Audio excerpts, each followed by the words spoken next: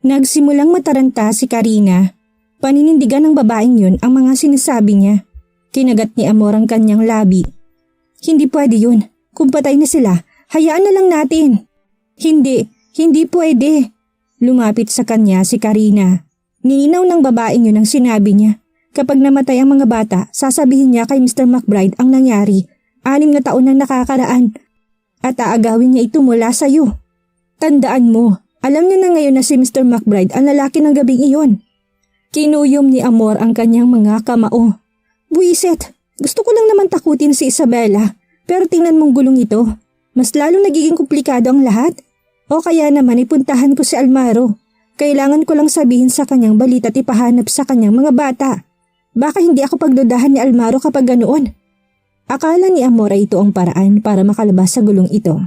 Akala rin ni Karina ay magandang idea yon, kaya naman pinilit niyang umalis si Amor. Samantalang nakatitig ang 2 bata sa masasarap na pagkain sa mahaba at puting dining table sa mansyon ng mga McBride. Napagtanto nila sa unang pagkakataon kung ano ang pakiramdam kapag meron ka ng lahat ng gustuhin mo. Mister, palagi ka bang mag-isang kumakain sa mahabang mesa na ito? Tanong ni Diana habang punong-puno ng ekspresyon ang mukha. Naupo si Almaro sa mesa. Mahinhing hinihiwa ang isang steak gamit ang kutsilyo at tinidor. Hindi, nandito lang kasi kayo ngayon. Hindi siya kailanman naging sosyal at mapag-aksayang tao, pero ayaw niyang tipirin ang 2 batang ito. Lumapit si Sam kay Almaro, sumandal at bumulong. Huminto si Almaro sa ginagawa, bahagyang dumilim ang mga mata niya. Binaba niyang kanyang silverware at dahan-dahang tumayo. Mga bata, kumain lang kayo. Pinanood ni Asher at Diana ang paglabas ni na Almaro at Sam. Nagtataka sila, nagpalitan ng tingin. Lumakad si Almaro papunta sa balcony. Kinuha ang phone mula kay Sam at sinagot ang tawag. Kamusta ng investigasyon sa Coralia? Mr. McBride, meron kaming nahuling taong paikot-ikot sa Bureau of Justice. Tinanong namin siya at inamin niyang lahat. Si Mrs. Taylor ang nag-utos sa kanya. Nanay ni Amor? Si Karina Hamilton? Tumalim ang tingin ni Almaro at mahina siyang sumagot. Magmasid kayo sa sino mang kahina-hinala bago lumabas ang resulta. Binalik niya ang phone kay Sam.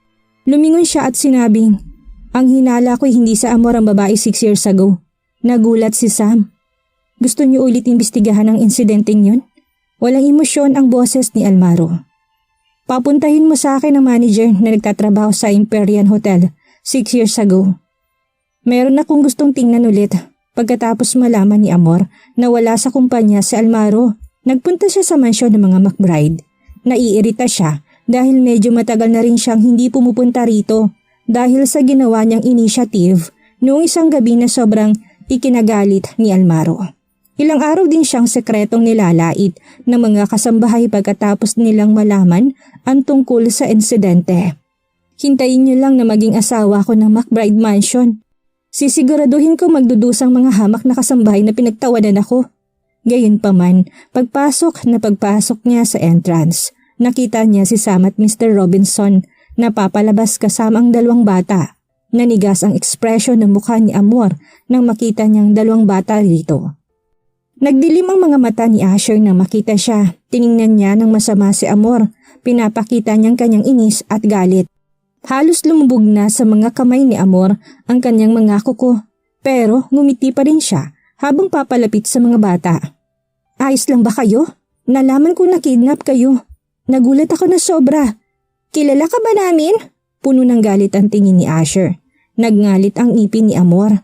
Ang lakas ng loob ng bastardong itong ipahiya ako. Anong ginagawa mo rito? Lumabas si Almaro na seryosong ang ekspresyon. Kinagat ni Amor ang kanyang labi. Nagpanggap siyang mahinhin. Almaro, narito ako para makita ka. Narinig ko na kidnap ang 2 batang ito at hindi sila mahanap, kaya pumunta ako sa iyo. Naaawa si Sam sa mababang IQ ni Amor. Pumunta ito rito, nag-volunteer na tumulong at binuko ang sarili na alam niyang nakidnap ang mga bata. Hindi ba't parang inaamin niya na sangkot siya sa kasong ito? Tumalim ang tingin ni Almaro. Sino sila sa'yo? Kilala mo ba kung sinong nanay nila? Nagbagong ekspresyon ni Amor. Hindi. Bakit niya nakalimutan na hindi ito alam ni Almaro? Almaro, narinig kong pinag-uusapan ito ng ibang tao. Sino ang mga taong yun? Hindi tinago ni Almaro ang kanyang inis. Nanginig si Amor. Unti-unting namutla ang kanyang mukha. Almaro, sa tingin mo ba'y ginawa ko to? Kilalang kilala mo ko, hindi ko ito gagawin. Oo, noong unay mahinhin at malambot ang tingin niya kay Amor. Nawala itong gagawing masama. Gayunpaman, hindi niya pa rin alam ang totoong pagkataong itinatago ng babaeng ito sa 6 na taon nilang pagsasama. Gaano kahalang ang bituka ng isang tao para manakit ng mga bata? Hindi ka na dapat pumupunta pa rito. Natigilan si Amor. Hindi siya makapaniwala. Almaro, pinapalayas mo ko? Pinapalayas ka? Walang buhay ang mga mata ni Almaro. Sa tingin mo ba ay bahay mo ito? Bisita ka lang rito. Bisita lang siya. Hindi makapaniwala si Amor. Sam, samahan mo siya palabas. Tumango si Sam. Lumapit kay Amor at hinarangan to. Miss Taylor, kailangan niyo nang umalis. Hindi ako kasing bait ng security. Mahigpit na nakuyom ang mga kamaon ni Amor. Tumayo siya ng tuwid at lumabas. Puno ng kasamaan ang ekspresyon niya. Kailangan niyang makahanap ng paraan para makuha si Almaro sa beach villa. Pagka-uwi ni Diana, sinabi niya kay Theodore ang lahat na nangyari at masayang sinabing, "Binisita namin ang bahay ni Daddy. Sobrang laki. Ang dami rin ng masasarap na pagkain."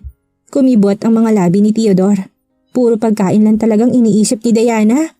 Nagpamewang si Asher. Ano naman kung malaki ang bahay niya? Malamig doon, walang init at saya. Hindi katulad ng bahay natin. Tama ka.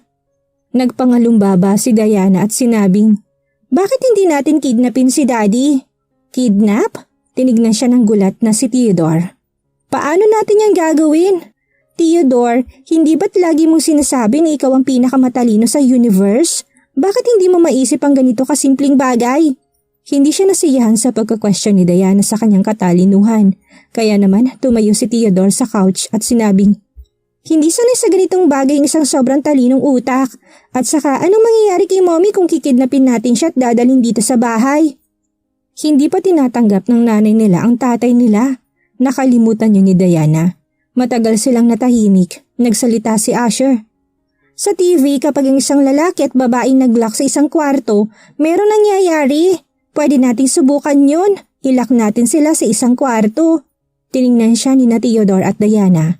Si Asher na bihirang sumali sa pagpaplano ay nagbigay na rin ng ambag. Sige, gawin natin yun. Kinagabihan. Ang first floor ng isang pub na nakabook ay kaagad na nilinis at isang dosenang bodyguards na nakaitim ang tumayo sa gilid ng koridor. Walang sino man ang lumapit sa lugar na yon. Isang middle-aged na lalaki ang dinala sa kwarto ng isang bodyguard. Nang makita niyang lalaking parang haring nakaupo sa loob, bumagsak ang mukha niya. Mr. McBride. Nakakrus ang mga binti ni Almaro. Pinagkrus niyang kanyang mga daliri. Pinatong ito sa kanyang mga hita at malamig na sinabing, tatanungin kita ulit, sinong babae 6 years ago? Taylor, pero hindi ko po talaga alam kung sino yon. Nagsasabi siya ng totoo. Hindi niya talaga alam kung sino ang babae. Ang alam niya lang ay pumasok si Mr. McBride sa isang kwarto kasunod ng isang babae. Nang marinig na hindi yun si Amor, wala nang pakialam pa si Almaro sa mga sumunod na sagot. Nakuha na niya ang sagot na gusto niya. Binaba niyang kanyang mga binti at lumapit. Ang sabi mo sa akin 6 years ago, si Amor ang babaeng yun. Nagsinungaling ako sa inyo pero pinilit lang akong gawin yun. Binayaran ako ni Mrs. Taylor ng $160,000 para sabihin yun. Hindi ko kayang banggain kayo pero hindi ko rin kayang gawin yun kay Mrs. Taylor. Umiyak ang lalaki. Nagdilim ang mga mata ni Almaro. Anong nangyari sa babaeng yun? Hindi ako sigurado. Ang alam ko lang ay marami raw na inumang babae ayon kay Miss Taylor. Tinignan ko siya at talagang wala nga siyang malay. Maganda siya. Kinuha siya ni Miss Taylor para makapagpahinga. Tila meron siyang naalala at nagpatuloy sa pagsasalita. Nang lumabas si Miss Taylor, binigay niya sa akin ang room card. Nagtaka ako kung bakit ilalabas ang card. Nalaman ko na lang na gusto niyang ibigay ko yun sa isang real estate mogul na si Roman Vartusio. Pagkatapos, nakalimutan ko aksidente kong naibigay ang card sa assistant niyo. Napagtanto ko na lang na sa maling tao ko yung naibigay. Nang tinignan kong records kinabukasan. Hindi naman niya seryosong bagay pero binigyan siya ni Karina ng pera para sabihin sa kung sino mang magtatanong na ang babae sa kwartong iyon ay ang anak niyang si Amor. Saka naman dumating si Almaro. Dahan-dahang tumayo si Almaro. Pwede ka na umalis ngayon. Nagulat ang middle-aged na lalaki. Nanginginig ang kanyang mga tuhod. Pwede na ba talaga akong umalis? Tiningnan siya ni Almaro. Ayaw mo ba?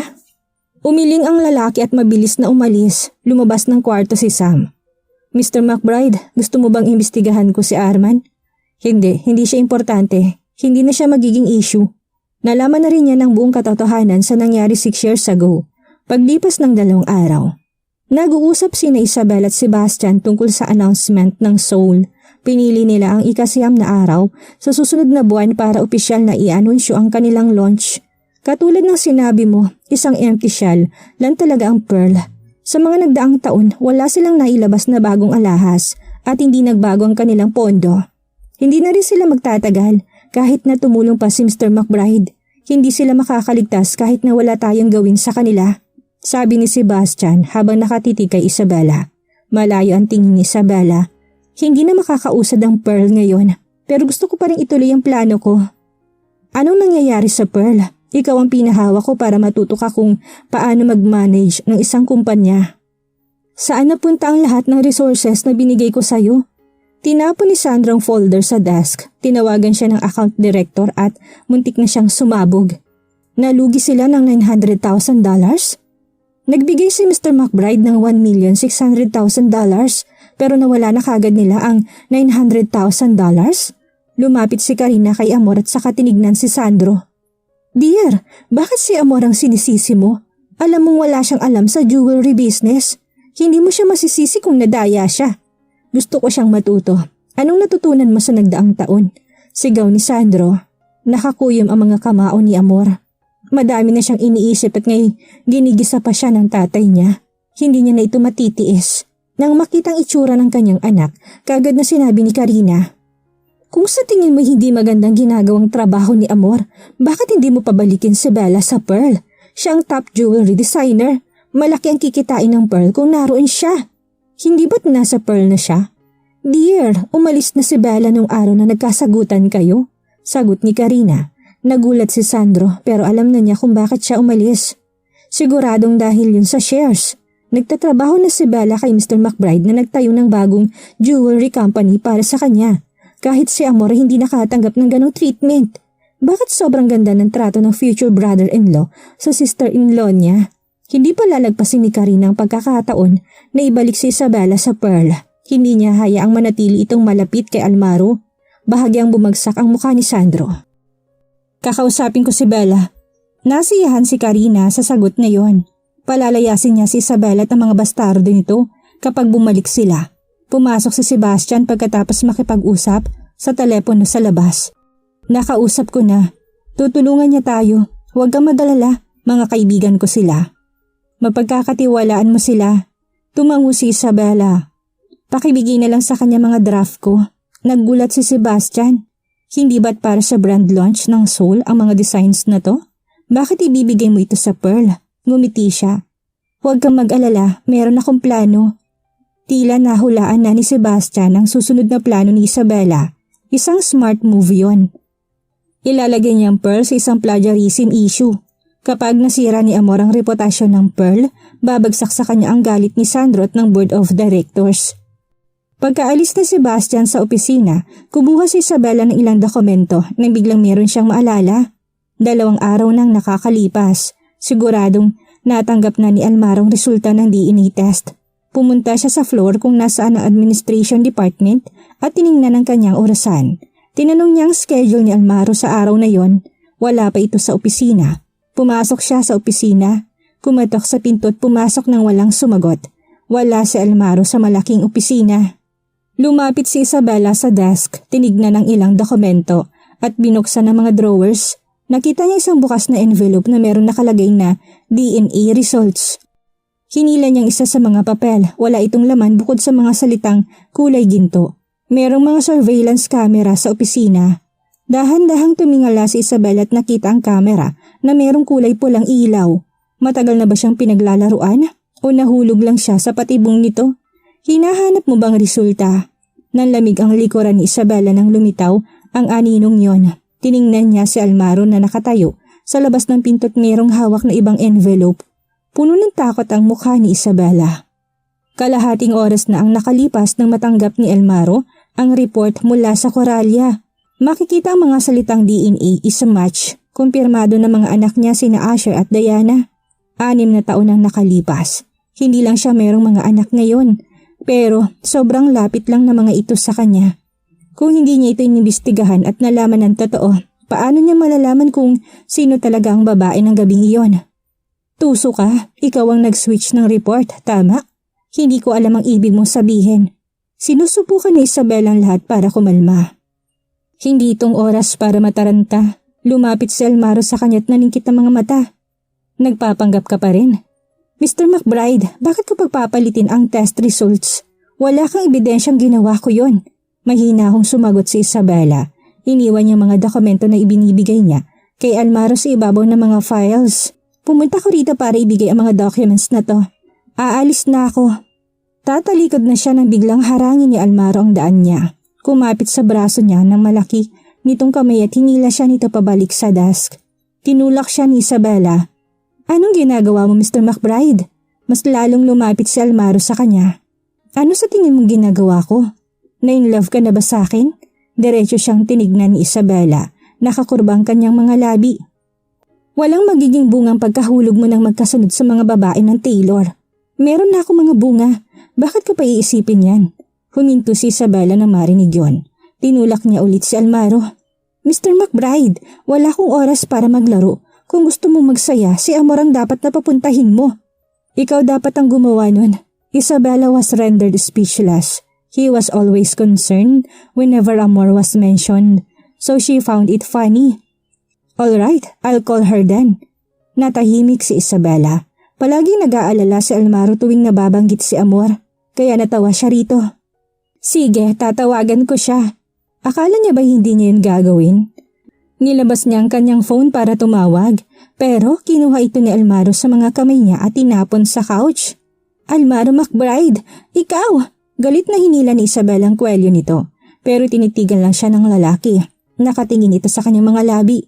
Puno ng pagnanasa mga mata nito habang nilalagay ang isang kamay sa kanyang leg at hinila siya papalapit.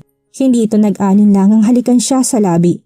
Naliit ang mga itim na mga mata ni Isabela at buong lakas niyang tinulak si Almaro. Almaro McBride, nababaliw ka na ba? Paano mo?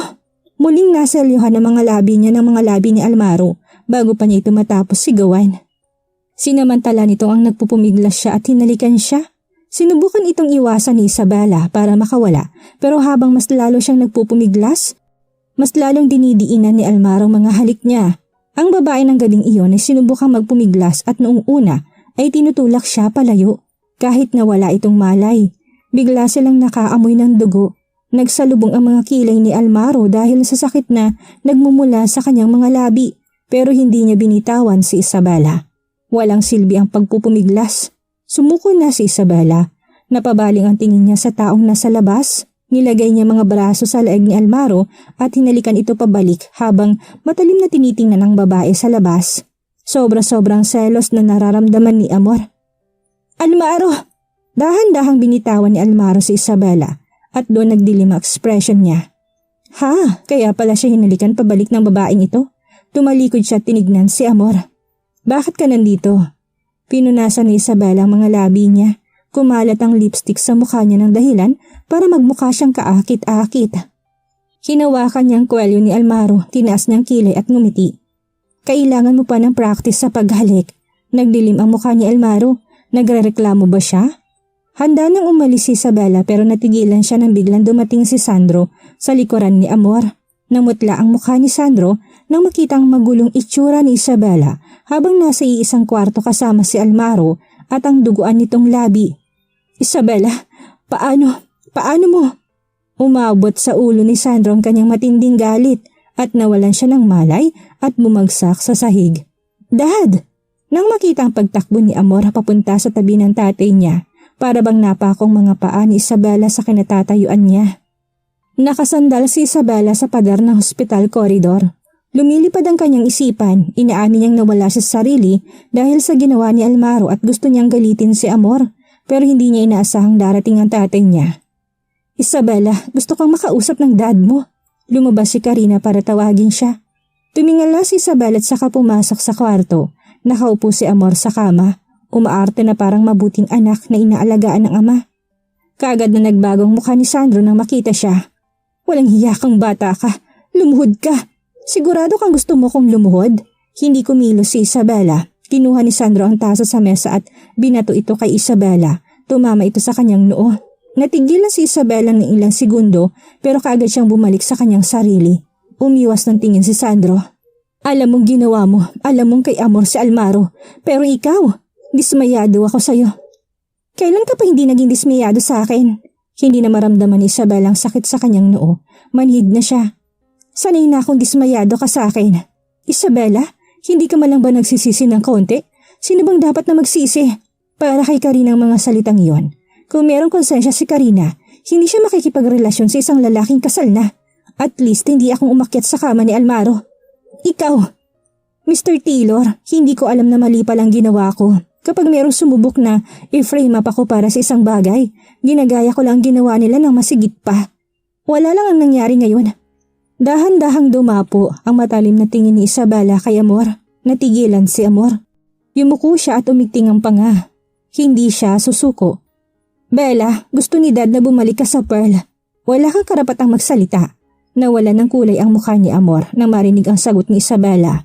Huminga ng malalim si Sandro at mahinahong sinabi, Bella, kung shares ng Pearl ang gusto mo, kaya kong ibigay yun sa'yo. Tama ng laro. Tumawa ng malakas si Isabela. Nagpapatawa ba kayo? Ngayon isang empty shell na lang ang Pearl ay gusto mo na itong ibalik sa akin?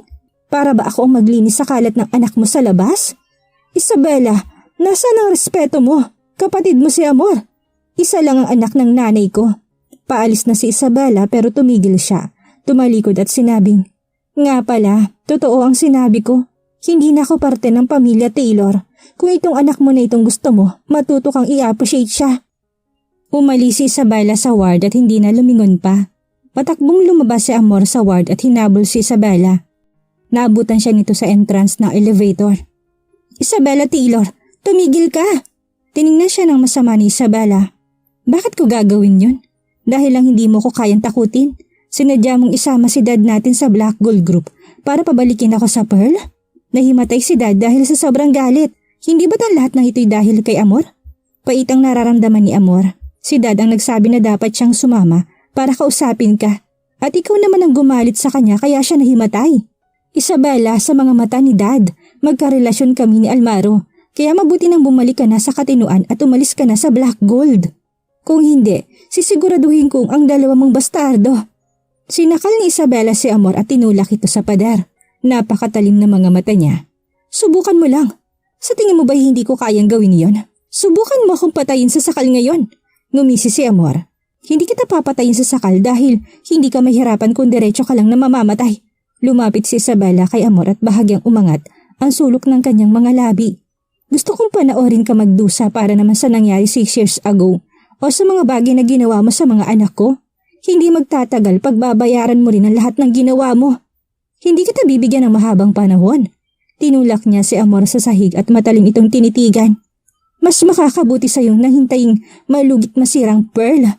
Gusto kong makita kung hanggang saan ang kaya kang ipagtanggol ng ama natin ang tulad mo. Ang anak niya sa labas na walang nagawa't nakamit sa buhay. Pumasok siya sa elevator. Pagkatapos nasabihin yon, nanginginig sa galit si Amor. Hanggang buto ang galit niya kay Isabela. Bakit niya nagagawang magyabang ng sobra? Dahil ba meron siyang 2 anak? Papaluhurin ko siya sa oras na mawala sa kanyang lahat. Lumabas si Isabela sa ospital. Tinas niyang kamay at hinaplos ang kanyang noo. Doon niya lang napagtanto na masakit pa rin ito. Nang makitang papalabas si Almaro sa kotse, tumalikod si Isabela at umalis nang hindi nagdadalawang isip. Mabilis na lumapit si Almaro at hinawakan siya. Bakit mo ko iniiwasan? Mr. McBride, hindi ba't nasunod na lahat ng gusto mo ngayong araw? Ngayon tapos ng parteng iyon, hindi pa ba tayo tapos? Tatabigin na sana ni Isabela ang palad nito. Tapos na? Hinila siya ni Almaro at pinisil ang kanyang baba gamit ang dulo ng mga daliri nito. Hindi ba't pumunta ka sa opisina ko dahil gusto mong makita ang DNA results?